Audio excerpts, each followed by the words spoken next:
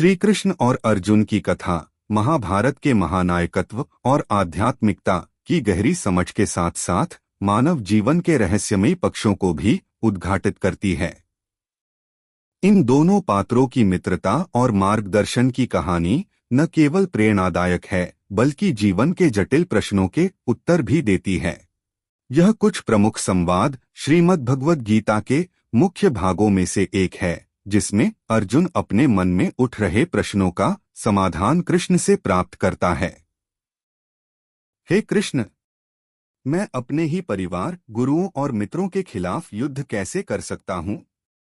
मुझे उनसे युद्ध करते हुए अपनी आत्मा को चोट पहुंचाने का भय है। युद्ध में विजय प्राप्त कर भी मैं क्या करूंगा जब अपनों का ही नाश हो जाएगा? हे पार्थ, मृत्यु न शरीर की होती है और न आत्मा की। आत्मा अजरमर है, केवल शरीर का विनाश होता है।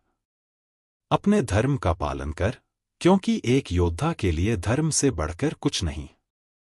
यह युद्ध तुम्हारे कर्तव्य का हिस्सा है। कृष्ण, यदि यह सत्य है कि आत्मा अमर है, तो फिर कर्म करने का क्या उद्देश्य है? क्यों हमें यह युद्ध करना चाहिए? हे अर्जुन, कर्म करना तुम्हारा अधिकार है, लेकिन कर्म के फल पर तुम्हारा अधिकार नहीं है। इसलिए फल की चिंता मत करो और अपने कर्तव्यों का पालन करो। निष्काम कर्म करो, क्योंकि जो फल की इच्छा छोड़ देता है वही सच्चा योगी है। हे कृष्ण, मैं तुम्हारी महिमा को समझ नहीं पा रहा हूं। क्या तुम मुझे अपनी असली दिव्य रूप दिखा सकते हो? हे अर्जुन, तुम मेरे विराट रूप को देखो।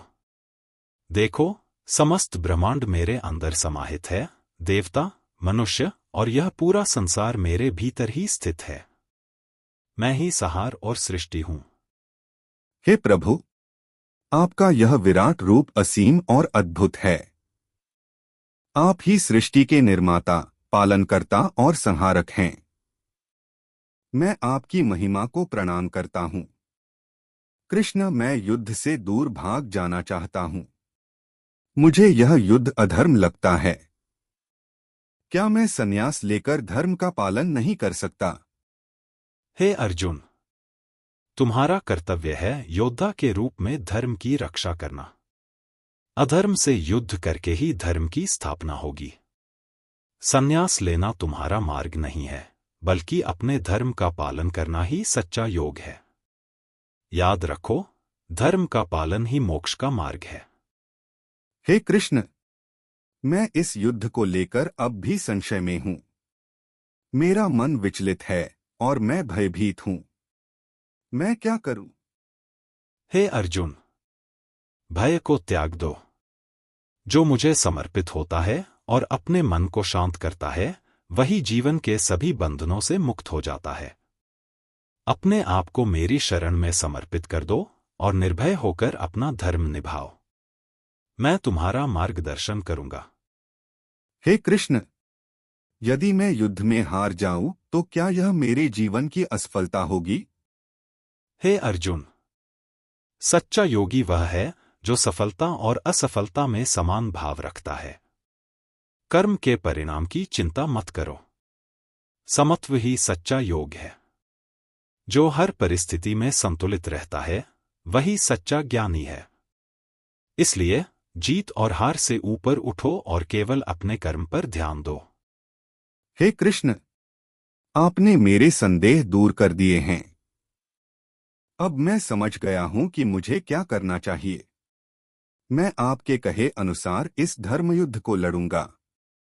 हे अर्जुन, यह तुम्हारा धर्म और कर्तव्य है। अब बिना किसी भय या संशय के युद्ध करो। मुझे याद रखो और अपने सभी कर्म मेरे प्रति समर्पित कर दो। तुम निश्चित रूप से विजय प्राप्त करोगे। हे कृष्ण, मैं जानता हूं कि कर्म करना मेरा धर्म है, लेकिन यदि मेरे कर्म किसी को पीड़ा पहुंचाते हैं तो क्या मैं अधर्मी नहीं कहलाऊंगा? हे अर्जुन, कर्म का उद्देश्य केवल परिणाम नहीं है। यदि तुम्हारे कर्म धर्म और सत्य के मार्ग पर हैं, तो किसी को क्षणिक पीड़ा देना आवश्यक हो सकता है। अधर्मियों को समाप्त करना ही धर्म का पालन है। हे केशव, मुझे अब भी अपने परिवार के प्रति मोह और स्नेह का बंधन जकड़े हुए है। यह मोह मुझे कमजोर कर रहा है। हे अर्जुन, मोह और स्नेह जीवन के बंधन हैं जो आत्मा को सीमित करते हैं। जब तक तुम मोह से मुक्त नहीं होते, तब तक सत्य को नहीं देख पाओगे। यह मोह केवल इस जीवन के लिए है, आत्मा अनंत है। इसे पार कर अपने कर्तव्य पर ध्यान केंद्रित करो। हे कृष्ण, कैसे जानूं कि मैं ज्ञान की ओर बढ़ रहा हूं और अज्ञान को कैसे पहचानूं? हे अर्जुन, जब तुम स्वार्थ, मोह और द्वेष से मुक्त होकर कर्म करते हो तो वह ज्ञान है। और जब तुम अपने कर्मों के फल की चिंता में उलझे रहते हो तब वह अज्ञान है। ज्ञान से विवेक उत्पन्न होता है जो तुम्हें सही और गलत का भेद बताता है। हे माधव, मेरा मन बहुत चंचल है। यह स्थिर नहीं रहता। मैं इसे कैसे नियंत्रण में रखूं? हे अर्जुन, मन को नियंत्रित करना कठिन है, परंतु अभ्यास और वैराग्य से यह संभव है। योग और ध्यान के माध्यम से मन की चंचलता को वश में लाया जा सकता है। जब तुम अपने मन को कर्तव्य और ईश्वर की भक्ति में स्थिर करोगे, तब तुम्हारा मन शांत हो जाएगा। हे कृष्ण, मुझे अब भी मृत्यु का भय है। अपने प्रियजनों को खोने का दुख असहनीय लगता है। हे पार्थ, मृत्यु एक परिवर्तन है, अंत नहीं। आत्मा अमर है, केवल शरीर नश्वर है। जो जन्म लेता है उसकी मृत्यु निश्चित है, और जो मरता है उसका पुनर्जन्म निश्चित है। यह सत्य है और इसे स्वीकार करके तुम अपने भय से मुक्त हो सकते हो। हे कृष्ण, इस युद्ध में मैं अपने शत्रु और मित्र का भेद नहीं कर पा रहा हूं। मेरे गुरु, मेरे भाई सभी मेरे सामने खड़े हैं। मैं किसे शत्रु मानूं और किसे मित्र? हे अर्जुन, युद्ध धर्म का है, न कि व्यक्तियों का। शत्रु और मित्र का भेद तब ही होता है जब हम अहंकार और आसक्ति से देखते हैं। धर्म की दृष्टि से जो अधर्मी है वही शत्रु है, और जो धर्म का पालन करता है वही सच्चा मित्र। हे कृष्ण, मेरे मन में अभी भी कई संदेह हैं। क्या तुम मुझे एक ऐसा मार्ग दिखा सकते हो जो सभी संदेहों को समाप्त कर दे? हे अर्जुन, सभी संदेहों और भय को त्याग कर मेरी शरण में आओ। जो मुझे समर्पित हो जाता है उसके सभी संदेह समाप्त हो जाते हैं। विश्वास और भक्ति ही वह मार्ग है जो तुम्हें सभी बंधनों से मुक्त करेगा। हे गोविंद, क्या मनुष्य को सांसारिक जीवन में रहकर भी आध्यात्मिक हो सकता है? यह कैसे संभव है? हे अर्जुन, संसार में रहते हुए भी तुम अपने कर्मों को ईश्वर को समर्पित कर सकते हो। संतुलित जीवन वही है जिसमें तुम अपने कर्तव्यों का पालन करते हुए भगवान की भक्ति में लीन रहो। संसार का त्याग करने की आवश्यकता नहीं है, केवल आसक्ति का त्याग करो। हे कृष्ण, क्या सच्ची स्वतंत्रता केवल मृत्यु के बाद ही मिलती है?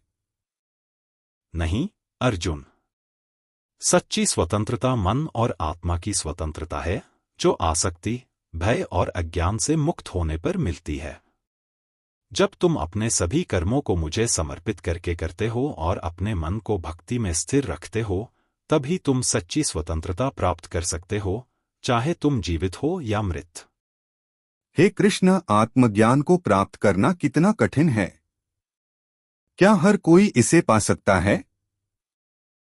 हे अर्जुन, आत्मज्ञान हर किसी के लिए संभव है, लेकिन यह सरल नहीं है। इसके लिए संयम, धैर्य और भक्ति की आवश्यकता होती है।